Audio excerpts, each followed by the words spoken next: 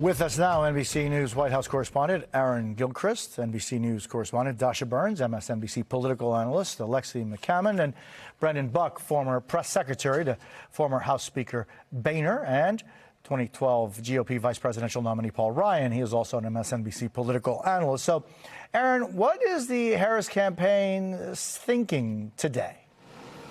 Well, I think, Jose, the campaign is feeling pretty good about the interview last night. We've seen surrogates and advisors to the vice president on television since that interview aired on CNN, and they've really been trying to highlight what they see as some of the key moments of that interview, saying that she talked about and was able to advance points about her plans to build an opportunity economy, as she's called it, working to build the middle class. She talked about some of her ideas around expanding child tax credit and bringing down grocery prices, for example. And the campaign says that those are things that she has said will be defining goals of her presidency and work that she would start on day one. They also talk about how she was able to, from their view, go at former President Trump's economic record and talk about what she believes a second Trump administration would do in terms of increasing costs for the middle class, increasing inflation, as the campaign says. And they also point out, Jose, one point in the interview where the vice president indicated that she would look at having a Republican as a member of her cabinet, saying that she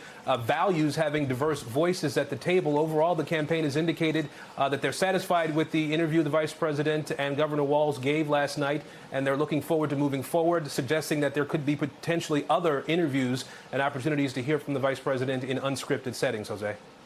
Yeah, I mean, Alexi, this is the first one since she is at the top of the ticket. She was asked a number of questions about policy. She answered some more deeply than others. What'd you make of that?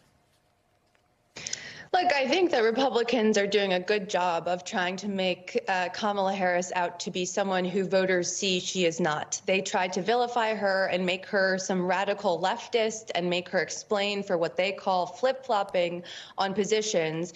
But I think what we saw from last night from Kamala Harris is a rare example of a leader, a politician who maintains intellectual curiosity, and because of that, whose views have evolved. And she spoke to those different policy issues that you mentioned, and especially when you consider the other side. I mean, we have to keep asking someone like J.D. Vance whether he has flip-flopped or whether he has maintained intellectual curiosity. He called Trump Hitler in the past, and now he's serving as his running mate. So hopefully those questions are going to the other side as much as they were to the vice president last night. And Brennan, here is what Vice President Harris had to say about potentially putting a Republican in her cabinet. Listen to this. Will you appoint a Republican to your cabinet? Yes, I would. I think it's important to have people at the table when some of the most important decisions are being made that have different views, different experiences. And I think it would be to the benefit of the American public to have a member of my cabinet who was a Republican. Brendan, what did you make of that line? Well, I think the vice president is very clearly committed to this message that she is a mainstream, down-the-middle candidate. Their whole convention was built around rejecting that perception that she's far left. I mean, they had Adam Kinzinger, former Republican congressman, speak, two speakers before her. And once again last night, she was very committed to communicating that she's not the candidate that she was in 2019. Now, look, I think there are real questions about this. I mean, she has flip-flopped on a lot of issues. And, the irony is, though, if you're the Trump campaign, you probably don't want to call her a flip-flopper. You really just want to say you don't believe her, that she still is everything that she said she was in 2019. I mean, it is a pretty remarkable change in position, but I think she probably quite effectively did as well as you can do and just kind of said, you know what, those are not my positions anymore, and move on. And hope that sticks, and hope that voters see that as sincere. I think that's the real question. Do people buy the fact that she has changed her positions, or is she just masquerading that way to try to win votes? I think it's smart politics. I just want to know whether or not people will buy it. Yeah, I mean, Dasha, meanwhile, Donald Trump made quite a bit of news during your interview when it comes to reproductive rights. What did he have to say now? has seen reproductive rights as a liability for Republicans. He has been trying to push the party to talk about the issue of abortion differently, to talk about reproductive rights differently altogether. And IVF in particular became a flashpoint. You'll remember when Alabama, when clinics there had to shut down and stop IVF services for a time. This is something that Republicans are concerned about. They very quickly moved to try to say, look, we're in support of families, we're in support of IVF. And now the former president coming out with a policy proposal on this issue. Take a listen. I was always for IVF right from the beginning. As soon as we heard about it, it's fertilization and it's helping women and men and families. We are going to be, under the Trump administration, we are going to be paying for that treatment. So we are paying for that treatment. All Americans who want it? For all Americans that get it.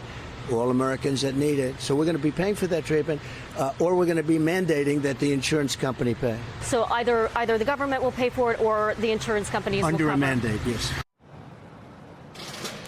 And look, Jose, every time something like what happened in Alabama happens, every time you hear a story of a woman who had to travel out of state, who nearly lost her life, or a baby that nearly lost their life because of these policies, that reflects poorly on the former president and on the Republican Party. So he is very much aware of that. I also asked him in our interview about the Florida amendment, Florida abortion ballot initiative to overturn their 6-week ban. He, of course, is a resident of Florida. He has said he wants this issue to be a states' rights issue.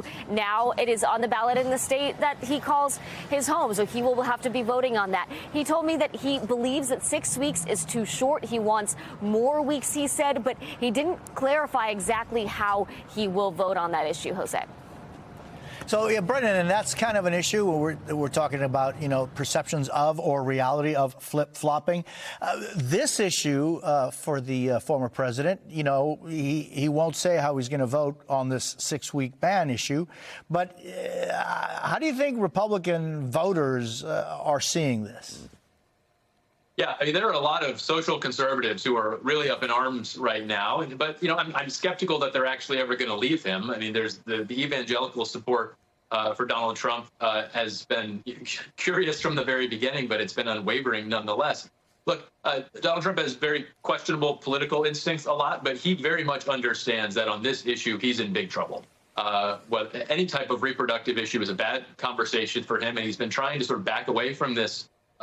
His own record on these issues quite a bit. I'm sure that they are seeing polling that show that this is a real big problem for him. And it's not just that it's an issue that people disagree with him on. It's an issue that we have seen turns out Democratic voters in droves. It was the driving issue that had Democrats have the better outcome than we expected in the last midterms. And anywhere that it's been on the ballot, as it is in Florida, and as it's going to be in a lot of swing states, it has hurt Republicans. And I think he knows that. He's trying to figure out some way to walk a fine line, and he's probably just betting that the people on the right who believe strongly in these issues are just simply not going to abandon him because they haven't for 8 years.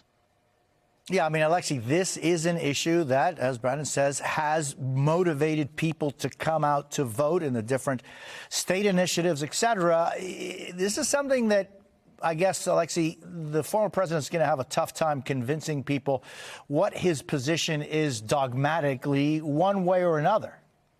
It's crazy. Kudos to Dasha for getting him on the record saying something that is as crazy as the most extreme positions he has taken on women's and reproductive rights. I mean, talk about a political flip-flop. He thinks that it's politically expedient to suddenly support women and our ability to have reproductive rights. He thinks it's suddenly politically expedient to say that he will protect women if he's reelected, that he will pay for IVF treatments when his running mate is dumping on women who don't have their own biological children, when Republicans in the mold of his party have become so extreme that they are coming after birth control, mifepristone, IVF, splitting hairs on different procedures that women and families need to take in desperate times to save lives, to be able to even have a family. It's a complete joke. He's a complete joke when he talks about women's rights and reproductive rights. And we should absolutely not believe him when he says that he will pay or have the government pay for IVF treatments, because as we know well, not only is his running mate an extreme conservative on these issues, Donald Trump himself has gotten the party to be where it is at on these positions. And we should never take him at his word, because he listens to the last and most influential person that he speaks to on major policy issues.